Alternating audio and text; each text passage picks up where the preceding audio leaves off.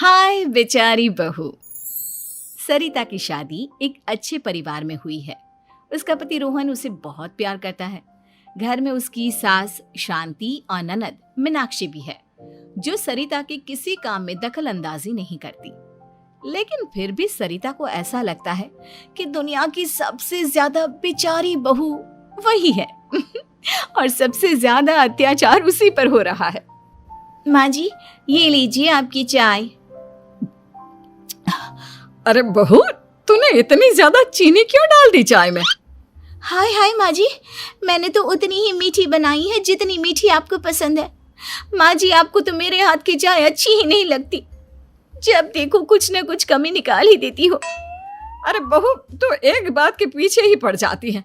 मैंने ऐसा कब कहा कि तू रोज चाय खराब बनाती है?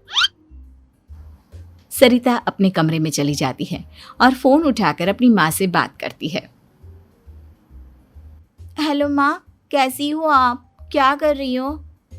मैं तो ठीक हूँ, पर तू बता, तेरा मूड कैसा है? तेरी आवाज़ से लग रहा है कि कुछ तो हुआ है तेरे ससुराल में। अरे क्या बताऊँ माँ, यहाँ तो हर समय मेरे साथ बहुत बुरा व्यवहार होता है। मैंने अपनी सास के लिए इतनी अच्छी चाय बनाई, लेकिन मेरी सास चाय पीते ही मुझे 4 बातें सुना दी। बेटी, तू इतनी छोटी छोटी बातों पर ध्यान ही क्यों देती हो? तुम्हारी सास ने कुछ बोल भी दिया तो क्या हो गया? वो बड़ी है ना तुझसे। माँ ने इतना समझाया, लेकिन इस बात का सरिता पर कोई असर नहीं हुआ। अपनी बेचारी बहू की छवि वो बदलना ही नहीं चाहती। अगली सुबह सब नाश्ते के टेबल पर बैठकर नाश्ता कर रहे थे। तभी सरिता ने अपने पति से कहा, सुनिए जी, मुझे ना आज बाजार से कुछ सामान लेकर आना है। आज आप ऑफिस से आने के बाद मुझे लेकर चलना ना। भाभी, मुझे भी कुछ किताबें खरीदनी है। आप दोनों जा ही रहे हो तो मेरी किताबें भी ले आना। लो, अभी तो बात ही की है बाजार जाने की, तो एक फरमाइश आ गई। माँ जी, आप भी बता दो कुछ, और हाँ, मोहल्ले वालों से भी बोल दो अगर वो कुछ मंगवाना चाहते हो तो। बेचारी मीनाक्षी अपना सा मुंह लेकर रह गई। ये सब देखकर रोहन से चुप नहीं रह गया और वो गुस्से में बोला, सरिता, क्या हो गया है तुम्हें? मीनाक्षी ने तो सिर्फ किताबों के लिए बोला है। तुम्हें मीनाक्षी से इस तरह से बात नहीं करनी चाहिए। माफी मांगो उससे अभी। क्या? मैं माफी मांगू? दिन भर आपके घर के काम करूं मैं, आपकी और आपके घर वालों की बातें सुनूं मैं, और अब माफी भी मैं मांगू? ऐसा कभी नहीं हो सकता। ये बोलकर सरिता वहां से चली जाती है। एक दिन उनकी पड़ोसन घर आती है। अरे सरिता, क्या कर रही है? और क्या करूंगी भाभी जी, बस घर का काम ही कर रही हूँ। आप बताओ कैसे आना हुआ? अरे मैं तो तुम्हारा हालचाल पूछने आई थी, लेकिन तुम तो बिजी लग रही हो। कोई बात नहीं, मैं बाद में आ जाऊंगी। और क्या करूं भाभी जी, जब से शादी होकर आई हूँ ना, बस काम ही कर रही हूँ। और इस घर में ना कोई मेरी कदर नहीं करता। पति है जो बस घर से ऑफिस, ऑफिस से घर। ननद को तो कॉलेज से फुर्सत नहीं। बची सास तो उनका सारा समय मेरी गलतियां निकालने में लग जाता है। अरे ये क्या कह रही हो सरिता? तुम्हारी सास तो पूरे मोहल्ले में तुम्हारी तारीफ करती फिरती है कि तुम बहुत अच्छी हो, पूरा घर तुम्ही ने संभाल रखा है। हाँ तो क्या हुआ? इसमें गलत क्या कहती हैं? सच्ची तो कहती हैं। मेरी मर्जी के बिना इस घर का पत्ता भी नहीं हिलता। शाम को जब रोहन घर आया तो उसने सबसे कहा, कल हम सबको मौसी जी के घर जाना है। उनकी बेटी की शादी है। सब अपनी अपनी पैकिंग कर लो, सुबह होते ही निकल जाएंगे। और सरिता, तुम कान खोलकर सुन लो, वहां जाकर किसी की बुराई भलाई शुरू मत कर देना, नहीं तो मुझसे बुरा कोई नहीं होगा। हाय हाय जी, आप तो ऐसे कह रहे हो जैसे मैं सुबह शाम सबकी बुराई करती फिरती हूँ। आज तक कोई कह नहीं सकता कि मैंने किसी की पीठ पीछे किसी के बारे में कोई बुरी बात बोली हो तो। अरे बस बहू, बात को और ज्यादा आगे मत बढ़ा। हमें सब पता है तू हमारे साथ क्या व्यवहार करती है। ये बात घर तक रखना, शादी में किसी को कुछ मत बोलना, नहीं तो सब कहेंगे कि शांति की बहू कितना बोलती है। हाँ हाँ, सब कुछ तो मैं ही बोलती हूँ ना। आप लोग तो हर समय फूलों की बारिश करते रहते हो मेरे ऊपर।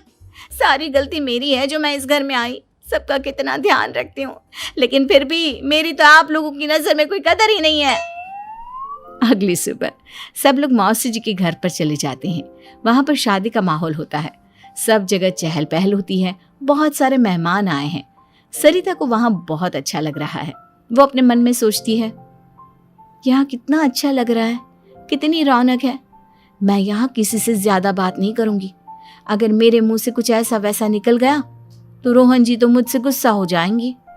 सरिता ये सब सोच ही रही थी कि वहां रोहन की कजिन साक्षी आ गई और सरिता से बोली, आप सरिता भाभी हो ना? जितना आपके बारे में सुना था, आप तो उससे भी ज्यादा सुंदर हो। हाँ वो तो है, मेरी सुंदरता की तारीफ सब करते हैं। मेरे मायके में तो सब यही बोलते हैं कि रोहन जी की किस्मत बहुत अच्छी है जिन्हें मैं मिली। लेकिन आप कौन है? मैंने आपको पहचाना नहीं। मैं रोहन भैया की कजिन हूँ। आपकी शादी पर नहीं आ पाई थी ना, इसलिए आप मुझसे मिली नहीं कभी। शांति मौसी और मीनाक्षी आपकी बहुत तारीफ करते हैं। क्या कहा तुमने? मेरी तारीफ? कभी नहीं। मेरे ससुराल वाले कभी मेरी तारीफ कर ही नहीं सकते। मैं इतनी अच्छी हूँ, मेहनती हूँ, लेकिन उन्हें तो मेरी कदर ही नहीं। सारा दिन घर का काम करती हूँ, फिर भी मेरी सास ना मुझे सुनाती रहती है और पति भी मेरी सास की साइड लेते हैं। ना कभी बाहर ले जाते हैं, ना कहीं घुमाने। अगर घुमाने के लिए कभी बोल भी देना तो उनकी बहन बीच में आ जाती है। मैं कैसे रह रही हूँ उस घर में, ये मैं ही जानती हूँ। सरिता की ये बातें सुनकर साक्षी को बड़ी हैरानी हुई। अब वो हर किसी के सामने अपनी बढ़ाई और ससुराल वालों की बुराई करने लगी। रोहन और शांति को सरिता पर बहुत गुस्सा आया, लेकिन वो चुप रहे। अगले दिन जब वो अपने घर पर आए, सरिता, तुमने क्यों सबके सामने मेरी इज्जत का तमाशा बनाया? तुमसे बोला था ना कि चुप रहना। अजी ऐसा भी क्या कह दिया मैंने जो इतना भड़क रहे हो? तुम जहां जाती हो अपना रोना शुरू कर देती हो, कभी किसी दूसरे की बात ही नहीं सुनती, बस अपनी कहती रहती हो। तुमने सबके सामने हमारा तमाशा बनाकर रख दिया है।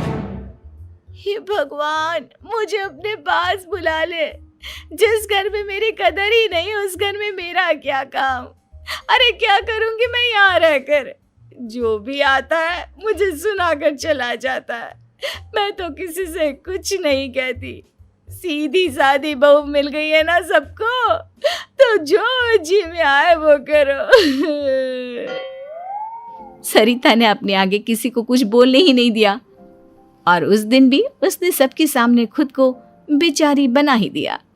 अगले दिन मीनाक्षी कॉलेज के लिए लेट हो रही थी, इसलिए वो हर काम जल्दी जल्दी कर रही थी। अपना नाश्ता लेने किचन में गई और पतीले में रखे गरम दूध को गिलास में डालने लगी। दूध का पतीला उसके हाथ से छूट गया और गरम गरम दूध उसके हाथ पर गिर गया।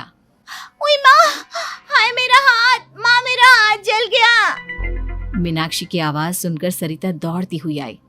ये क्या किया तुमने? तुम्हें नाश्ता चाहिए था तो मुझसे बोल देती, मैं क्या मना करती थी?